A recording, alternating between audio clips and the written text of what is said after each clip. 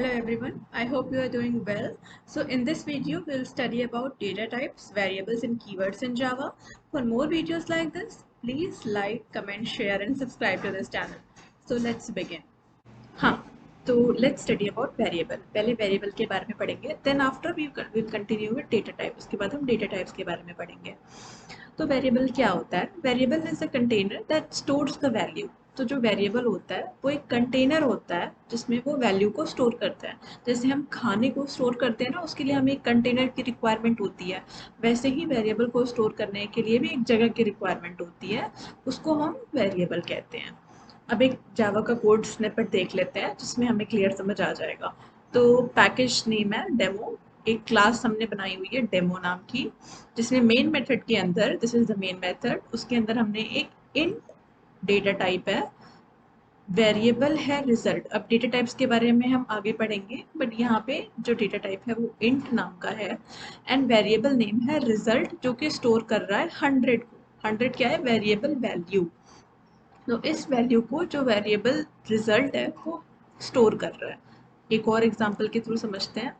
तो variable is the name of memory location. Basically अगर हमने एक वेरिएबल डिफाइन किया हुआ है, फिर से इंटीजर ही, integer x is equals to 3, तो ये 3 कहीं पे तो स्टोर होगा. तो उस जगह पे, मतलब उस मेमोरी लोकेशन का, अगर हम मान लें कि उस मेमोरी लोकेशन का एड्रेस है 1000, तो उस 1000 को हम रिप्रेजेंट करेंगे विथ x. तो ये जो x होता है वो कंटेनर होता है जो कि होल्ड करता है वैल्यू 3 को, या किसी भी वैल्यू को, जो भी आप वैल्यू डिफाइन करोगे. तो value 3 is stored at the address 1000 and this 1000 can be represented in the program as some variable, right. अब वेरिएबल हमें डिफाइन करने हैं तो कुछ उसके रूल्स भी होंगे. आप कुछ भी नहीं लिख सकते हो. जैसे यहाँ पे हमने देखा कि int x is equals to 3 हमने यहाँ पे लिखा था. तो ये जो वेरिएबल है उसके नेम की कुछ लिमिटेशंस होती हैं कि आपको इनको कैसे लिखना है. तो चलिए वो भी देख लेते हैं. A variable name can consist of capital letters A to Z. आप उसको कैपिटल लेटर्स में लिख सकते हो. Lower case letters A to Z, lower case letters भी यूज कर सकते हैं, डिजिट्स भी यूज कर सकते हैं, and 2 special characters such as underscore और डॉलर. इनके अलावा और कोई भी चीज़ आप यूज करके वेरिएबल का नेम नहीं बना सकते हो. The first character must not be a digit. पहला कैरेक्टर डिजिट नहीं होना चाहिए. जैसे आप ऐसे नहीं डिफाइन कर सकते हो कि int 9x is equals to 10. हम ऐसे डिफाइन नहीं कर सकते हैं. तीसरा है blank spaces can not be used in variable names. आप कभी भी ब्लैंक स्पेसेस यूज नहीं कर सकते हो. जैसे कि आपने डिफाइन करा int x is equal, x के बाद आप ब्लैंक लिख, मतलब एक स्पेस छोड़ के अगर आप y लिख रहे हो, तो हम ऐसे नहीं डिफाइन कर सकते हैं वेरिएबल नेम्स को. Java keywords can not be used as variable names. तो जावा के पास कुछ कीवर्ड्स होते हैं, जैसे उनको बोलते हैं ऑलरेडी डिफाइंड वर्ड्स, जो कि हम दोबारा से यूज नहीं कर सकते हैं. तो जावा के पास कीवर्ड्स क्या होते हैं? बेसिकली रिजर्व वर्ड्स होते हैं जो जावा ने अपने यूज के लिए रिजर्व कर रखा है. तो एक बार चलिए पहले कीवर्ड्स देख लेते हैं. जैसे ये हैं कीवर्ड्स जो जावा ने अपने आप में खुद के लिए रिजर्व कर रखा है, जिसको हम यूज नहीं कर सकते हैं क्योंकि जावा ने ऑलरेडी इनको किसी एक स्पेसिफिक पर्पस के लिए यूज कर रखा है.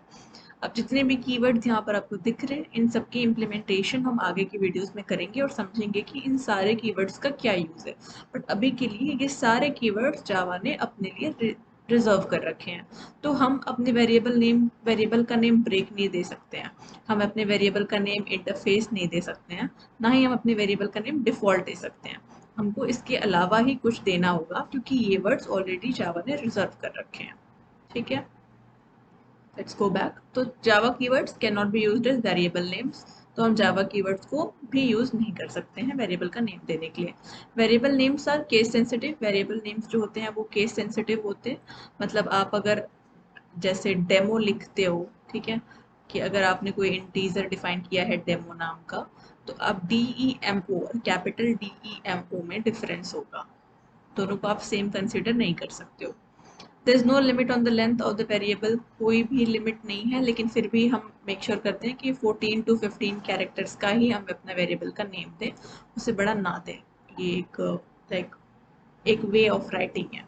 Variable names always should exist on the left hand side of the assignment operator. अब असाइनमेंट ऑपरेटर जैसे कि ये इज इक्वल्स टू है, ये एक असाइनमेंट ऑपरेटर है, तो इसके हमेशा लेफ्ट साइड में ही हमें वेरिएबल को डिक्लेयर करना है. हम ऐसा नहीं लिख सकते हैं कि int 3 is equals to x. ठीक है, आई होप आप समझ पा रहे हो मैं क्या बोल रही हूँ। मैं एक बार लिख के भी दिखा देती हूँ। चलिए यहाँ पे जैसे मैं ऐसे नहीं लिख सकती, तो ये इंट एक्स इक्वल टू 3 तो राइट वे है लिखने का। लेकिन अगर हम लिखेंगे int 7 is equals to x, तो ये रॉन्ग अप्रोच है, क्योंकि असाइनमेंट ऑपरेटर के राइट साइड में हम वेरिएबल का नेम नहीं दे सकते हैं। The variable name should always be on the left side of the assignment operator. Assignment operator ये इज इक्वल्स टू है, ठीक है। और भी इनअप्रोप्रिएट मेथड्स को हम देख लेते हैं, जैसे int 9x is equals to 9। अगर हम ये करेंगे तो ये भी गलत है, क्योंकि वेरिएबल का नेम कभी भी डिजिट से शुरू नहीं हो सकता है, ठीक है। और अगर हम ऐसे कर लेते हैं, अगर हम लिखते हैं int my var is equals to 5, then this is the right approach, this is valid. अगर हम लिखते हैं इंट अंडरस्कोर 6, नहीं, underscore D is equals to 5, तो ये भी राइट अप्रोच है। हम अपने वेरिएबल नेम में अंडरस्कोर और डॉलर का यूज़ कर सकते हैं, इसके अलावा हम कोई भी स्पेशल कैरेक्टर और यूज़ नहीं कर सकते हैं। अब अगर हम लिखते हैं int void is equals to 5, void already reserved keyword है, तो we can not use this void word, because ये ऑलरेडी एक कीवर्ड है, तो हम इसको वेरिएबल नेम नहीं दे सकते हैं। सिमिलरली अगर हम लिखते हैं int break is equals to 5, तो ये भी गलत है, क्योंकि ये भी एक रिजर्व्ड कीवर्ड है, तो we can not use this keyword as our variable name. तो नाउ हम ये देखते हैं टाइप्स ऑफ वेरिएबल। जो टाइप्स ऑफ वेरिएबल होते हैं 3 टाइप्स के होते हैं, local variable, global variable and static variable. जो लोकल वेरिएबल होते हैं वो एक पर्टिकुलर मेथड के अंदर डिफाइंड होते हैं, जिसको हम उस मेथड के अलावा और कहीं यूज़ नहीं कर सकते हैं। जो ग्लोबल वेरिएबल होते हैं वो क्लास लेवल पे डिफाइंड होते हैं और उसको हम यूज़ कर सकते हैं। जो स्टैटिक वेरिएबल होते हैं, यूज़ हम लोकल वेरिएबल को भी कर सकते हैं, लेकिन सिर्फ एक स्पेसिफिक ब्लॉक के अंदर जहाँ पे वो डिफाइंड है। जो स्टैटिक वेरिएबल होते हैं वो भी क्लास लेवल पे डिफाइंड होते हैं, but with a keyword static. तो let's do it with a program. तो लास्ट वीडियो में हमने यहाँ तक करा था, तो एक काम करते हैं, हम नया प्रोजेक्ट बनाते हैं। Let's make a new project. So मैं एक नया प्रोजेक्ट बनाऊंगी, my project 2, next and finish. इसके अंदर इसको हम डिलीट कर देते हैं, और मैं एक पैकेज बनाऊंगी जिसका नाम मैं रख दूंगी कॉलेज ट्यूब वेरिएबल्स। इसके अंदर we will make a class, इसका नाम हम लिख देते हैं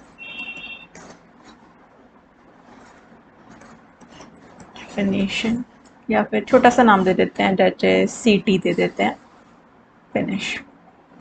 तो हमने यहाँ पे एक पैकेज बनाया कॉलेज ट्यूब वेरिएबल्स, जिसमें हमने एक क्लास बना दी CT नाम की। अब इसमें हम ये सीखेंगे कि हम ग्लोबल वेरिएबल्स, लोकल वेरिएबल और स्टैटिक वेरिएबल्स कैसे यूज़ कर सकते हैं। जैसे मैंने एक इंटीजर डिफाइन किया है, integer a is equals to 10। तो ये जो होगा ये हमारा क्लास लेवल पे डिफाइंड है, और ये होगा हमारा ग्लोबल वेरिएबल।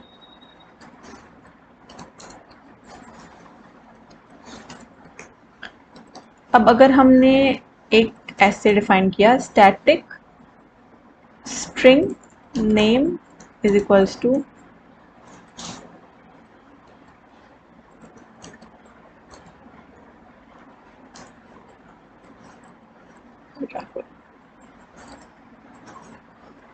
ये स्ट्रिंग का S कैपिटल होगा। स्ट्रिंग भी एक डेटा टाइप है, जो कि हम आगे वीडियो में समझेंगे कि डेटा टाइप्स क्या होते हैं। वेरिएबल नेम हमारा नेम ही है, जिसमें वैल्यू हमने डाली है राहुल, और हमने स्टैटिक कीवर्ड का यूज़ किया है, इसलिए ये एक स्टैटिक वेरिएबल हुआ, ठीक है। अब हम एक मेथड बना लेते हैं, void foo करके।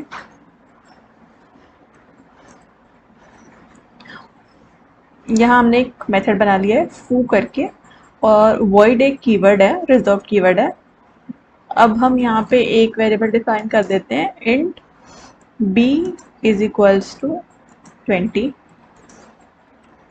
ये हमारा होगा लोकल वेरिएबल, क्योंकि ये वेरिएबल हमने डिफाइन किया हुआ है foo के अंदर। और हम यहाँ पे इसको प्रिंट करते हैं,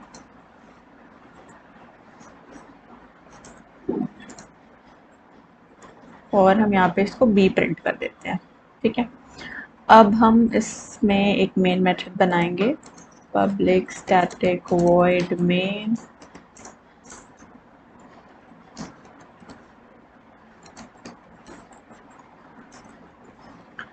ठीक है, और हम बनाएंगे ऑब्जेक्ट। ऑब्जेक्ट मैंने पहले बताया था कि हम न्यू कीवर्ड से बनाते हैं। तो हमारा क्लास नेम है सिटी, उस ऑब्जेक्ट का कोई हम नेम देते हैं, जैसे ऑब्जेक्ट 1, और हम एक न्यू कीवर्ड यूज़ करेंगे, न्यू सिटी। तो ये हमने एक ऑब्जेक्ट बना लिया, सेमीकोलन बाहर रहेगा, ये हमने एक ऑब्जेक्ट बना लिया है। ठीक है, अब अगर मुझे ग्लोबल वेरिएबल को प्रिंट करवाना है, ठीक है, मुझे अगर ग्लोबल वेरिएबल को प्रिंट करवाना है तो मैं ऐसे करवाऊंगी, मैं कॉल करूंगी ऑब्जेक्ट के थ्रू उस वेरिएबल को a। मैंने पहले दिया है ऑब्जेक्ट नेम, जो कि मैंने ऑब्जेक्ट 1 है, और उस वेरिएबल को मैंने कॉल किया है, ग्लोबल वेरिएबल को। ठीक है, अगर मैं ऐसे नहीं करवाती तो मुझे एरर्स आते। अगर मैं डायरेक्टली बिना ऑब्जेक्ट के प्रिंट करवाती हूँ तो ये मुझे सजेशन देगा, जावा सजेशन क्या देगा, let's see, cannot make a static reference to a non static field. ठीक है, अब हम इसको ऐसे नहीं कर सकते हैं। ठीक है, लेट्स कमेंट इट।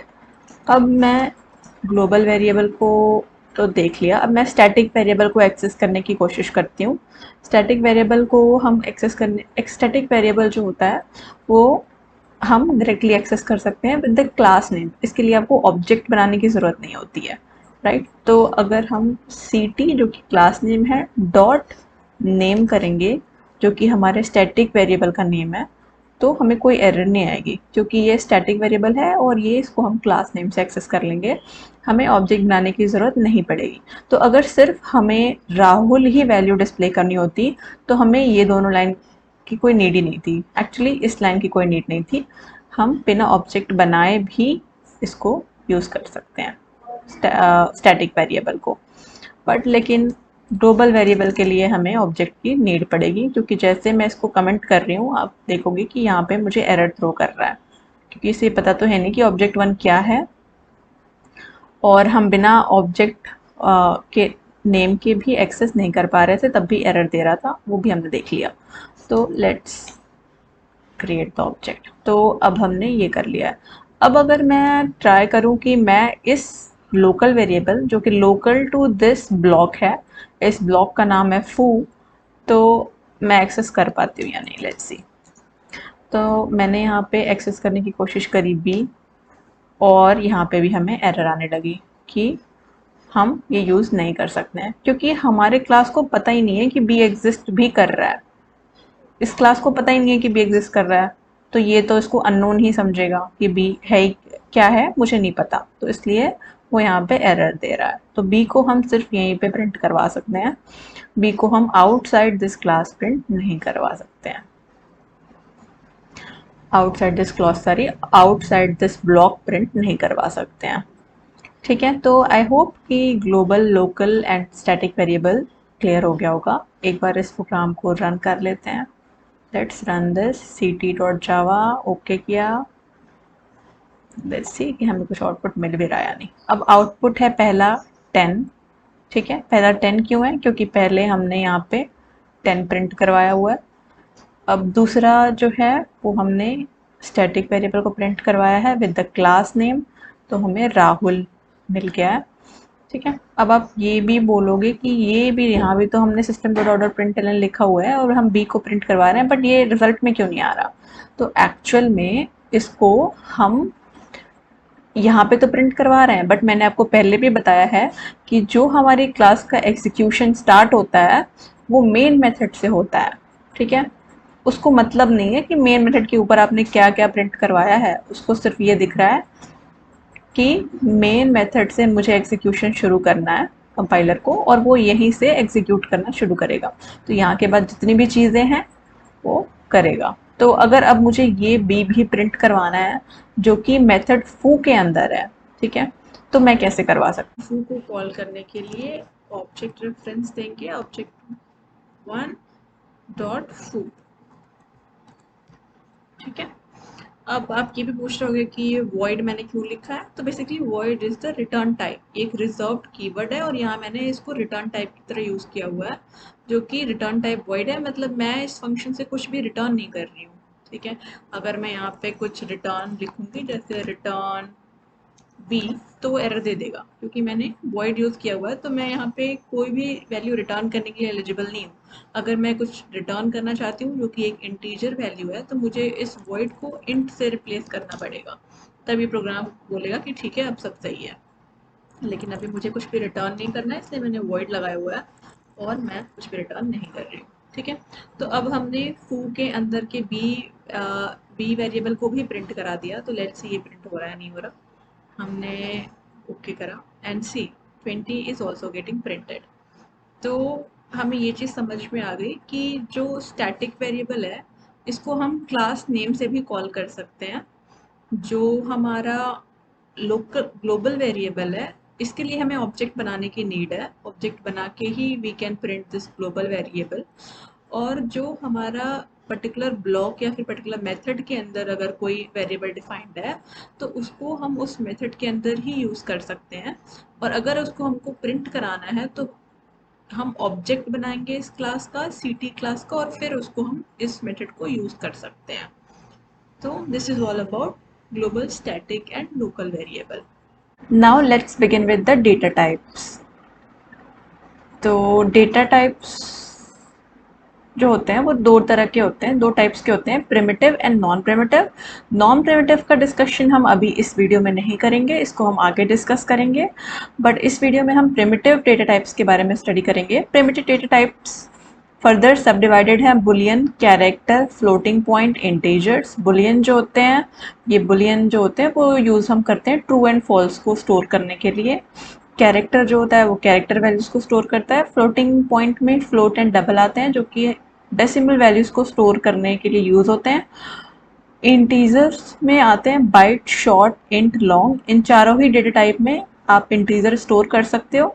इनकी रेंज वेरिएट करती है, जैसे अगर आपको बहुत छोटा, आपकी कोई मेमोरी कंस्ट्रेंट है और आपको छोटे इंटीजर को स्टोर करना है then you will use byte, और आपको एकदम बहुत बिग नंबर्स को स्टोर करना है तो यू विल यूज, आप लॉन्ग को यूज करोगे, ठीक है।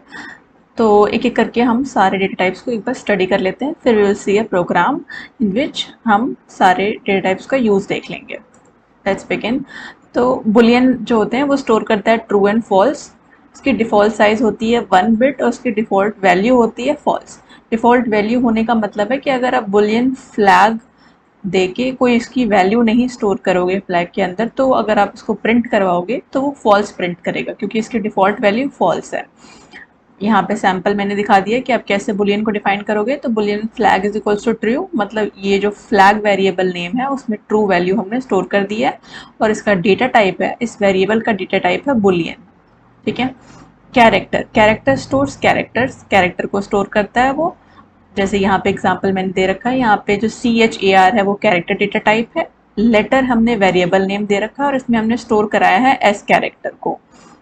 इसकी डिफ़ॉल्ट साइज होती है 2 बाइट, डिफ़ॉल्ट वैल्यू ये होती है और डिफ़ॉल्ट वैल्यू ऐसे इसको 0 ही कंसिडर करते हैं, ठीक है। जावा में क्या होता है कि एस की जगह हम यूनिकोड इनकोडिंग करते हैं, इस वजह से इसकी वैल्यूज ऐसी हैं। रेंज इसकी होती है, द रेंज लाई करती है फ्रॉम दिस टू दिस, ठीक है। लेट्स फ्लोटिंग पॉइंट पे आ जाते हैं। फ्लोट जो होते हैं वो डेसिमल वैल्यूज को स्टोर करता है।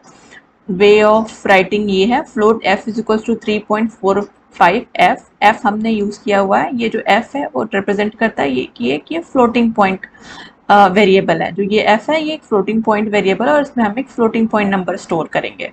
इसका डिफ़ॉल्ट साइज होता है 4 बाइट, डिफ़ॉल्ट वैल्यू होती है 0.0f और रेंज होती है, इसकी रेंज आपको जानने की ज़रूरत नहीं है, इसकी रेंज अनलिमिटेड होती है। एंड आप इसमें अगर आपको कोई small decimal point number choose करने हैं तो आप फ्लोट करोगे, और अगर आपको थोड़े और बड़े नंबर स्टोर करने हैं तो आप डबल कर सकते हो।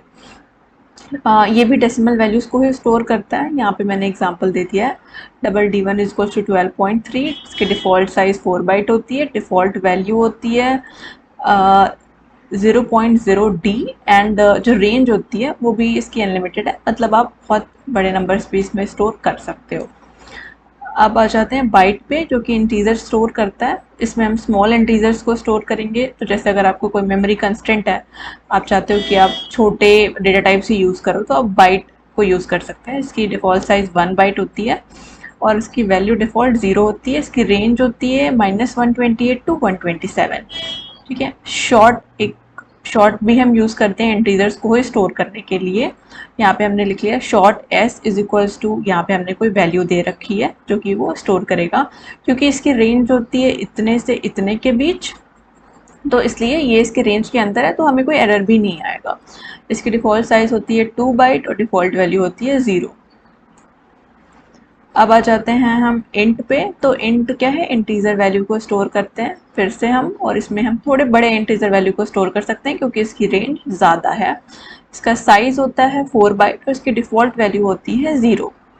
वैसे ही लॉन्ग हम और ज़्यादा बड़े बिग नंबर्स को स्टोर करने के लिए यूज़ करते हैं। इसके लास्ट में हम जब इसको हम डिफ़ाइन करते हैं तो हम इसके लास्ट में एल लगाते होते हैं। ठीक है। इसकी डिफ़ॉल्ट साइज़ होती है 8 बाइट्स और डिफ़ॉल्ट वैल्यू होती है 0L। ठीक है। रेंज इसकी काफ़ी ज़्यादा है, तो अगर आपको बहुत बिग नंबर्स को स्टोर करवाना है, अगर आपको कोई मेमोरी कंस्टेंट नहीं है, तो फिर आप लॉन्ग को यूज़ कर सकते हो। जनरली हम नंबर्स को स्टोर करने के लिए इंट का यूज़ करते हैं, और अगर आपकी कोई मेमोरी कंस्टेंट है तो हम बाइट यूज़ कर लेते हैं। ठीक है। तो ये हो गया हमारा डेटा टाइप्स के बारे में पढ़ लिया हमने। अब now let's see a program based on this. मैंने ऑलरेडी ये प्रोग्राम लिख रखा है, तो मैं आपको एक एक करके समझा देती हूँ। तो मैंने यहाँ पे पहला वेरिएबल लिया है फ्लैग, जो कि एक बुलियन वेरिएबल है। इसमें मैंने वैल्यू स्टोर करी है ट्रू।